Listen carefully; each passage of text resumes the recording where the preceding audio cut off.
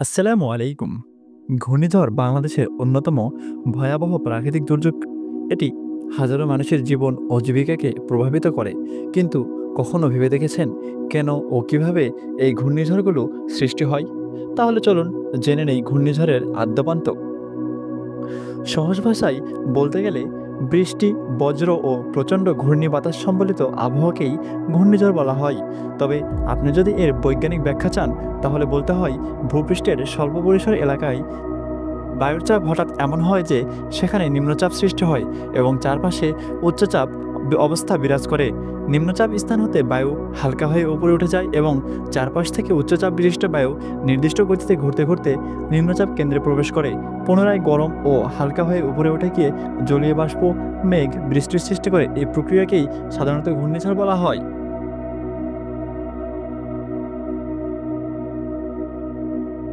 কিন্তু কিভাবে সৃষ্টি হয় একটি মহা প্রলয়ঙ্কারী ঘূর্ণিঝড়, চলুন জেনে নেই।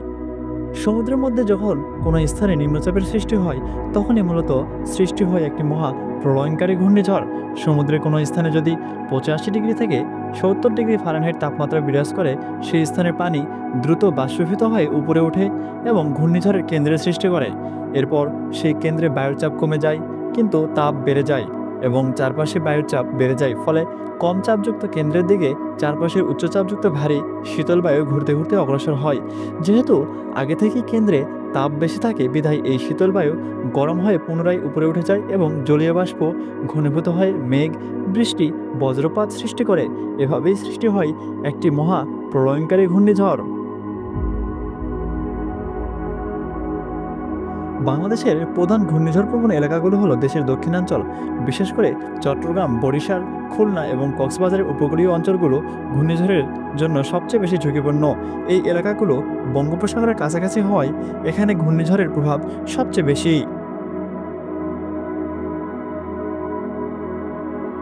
বাংলাদেশের ঘূর্ণিঝড়ের প্রধান প্রধান কারণগুলোর মধ্যে অন্যতম হচ্ছে ভৌগোলিক অবস্থান, নিম্নভূমি, মৌসুমী নিম্নচাপ এবং জনঘনবসতি। বিশেষ করে বাংলাদেশ বঙ্গোপসাগরের উত্তর দিকে অবস্থিত, যা ঘূর্ণিঝড়ের জন্ম ও প্রবাহের প্রধান কেন্দ্র। এছাড়াও উপকূলীয় অঞ্চলগুলোর ভূমি সমুদ্রপৃষ্ঠের কাছাকাছি, যা ঘূর্ণিঝড় ও জলোচ্ছ্বাসের ঝুঁকি বাড়ায়। বাংলাদেশের ভৌগোলিক অবস্থান ঘূর্ণিঝড়ের জন্য অত্যন্ত ঝুঁকিপূর্ণ। বঙ্গোপসাগরের গঠন এবং বাংলাদেশের নিম্নাঞ্চলীয় এলাকা এই ঝুঁকিকে আরও বাড়িয়ে তোলে। বিশেষ করে প্রাক বর্ষা এবং বর্ষা মৌসুমে ঘূর্ণিঝড়ের আশঙ্কা সবচেয়ে বেশি।